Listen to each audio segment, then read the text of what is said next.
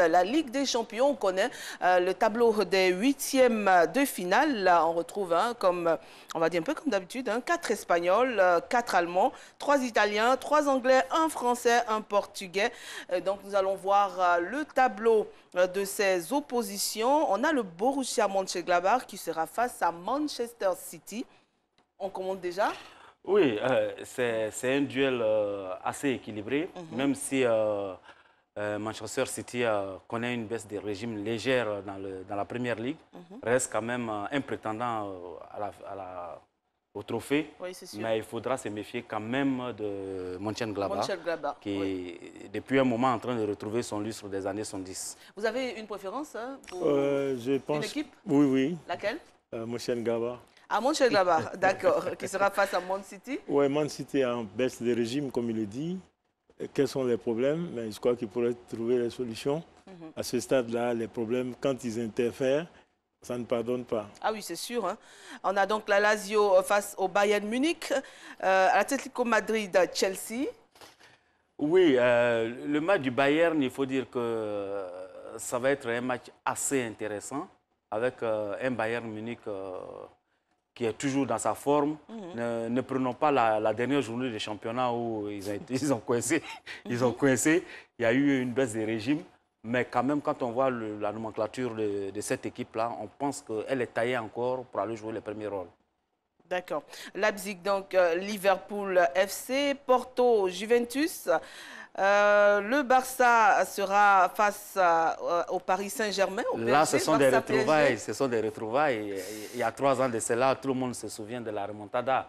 4-0 au Parc des Princes et puis 6-1 au Camp Nou. Mais les données ont changé aujourd'hui. Lors de ces 6-1-là, il y avait un étincelant Neymar, mais Neymar était du côté du Barça et qui avait crucifié littéralement le Paris Saint-Germain. Aujourd'hui, Neymar est du côté du Paris Saint-Germain.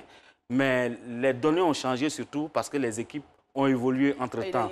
Le Barça a perdu quand même des éléments clés, Rakitic, Iniesta, Suarez, Rakitic, Mascherano. Mais du côté du PSG aussi, l'effectif a un peu changé. Cavani est parti, Matuidi est parti, Rabiot est parti, Thiago Silva est parti. Mais dans la forme actuelle des deux équipes, il faut dire que le Paris Saint-Germain quand même part avec la faveur des pronostics. C'est vrai que Neymar, il est blessé, mais les matchs se joueront déjà en février. D'ici là, on espère. Oui, et puis l'équipe paraît mieux structurée que le Barça qui, en ce moment, a perdu des 8e de la Liga. C'est vrai qu'il y a des matchs en retard, mais on ne sent plus le jeu du Barça parce qu'il y a des joueurs clés qui ont été perdus. Par exemple, le départ de Suarez, ça a été une des plus grosses bêtises opérées par Bartomeu en laissant partir cet avant-centre.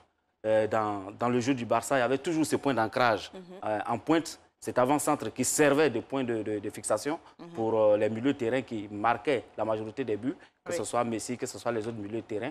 Aujourd'hui, ils n'ont plus ce point d'ancrage. Ni Griezmann, ni Braithwaite n'arrivent pas à vraiment assurer le rôle qu'il faut.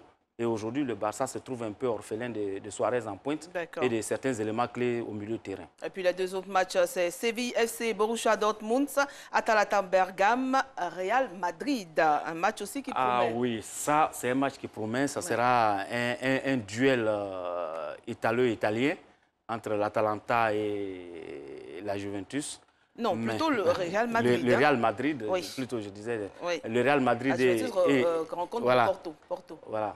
Donc, face au Real Madrid, mais il faut dire que le Real Madrid, coaché maintenant par Zinedine Zidane, cette année n'est pas vraiment au meilleur de sa forme. C'est vrai que bon, ils tiennent la route plus ou moins en Liga, mais ce n'est pas le pimpant Real qu'on a connu les années passées. On a l'impression que comme à Barcelone, il y a un ressort qui est cassé, il y a quelque chose qui arrive. Est-ce que c'est la mutation qui n'a pas su se faire? On ne sait pas, certains joueurs sont partis d'ici là.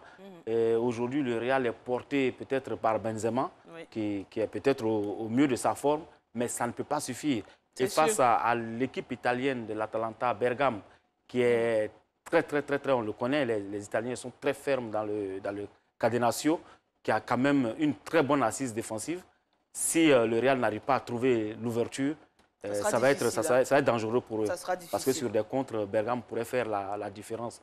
Donc, dans ce duel entre Italiens et Espagnols, je pense que la faveur des pronostics, à mon niveau, irait plutôt à l'Atalanta Bergame.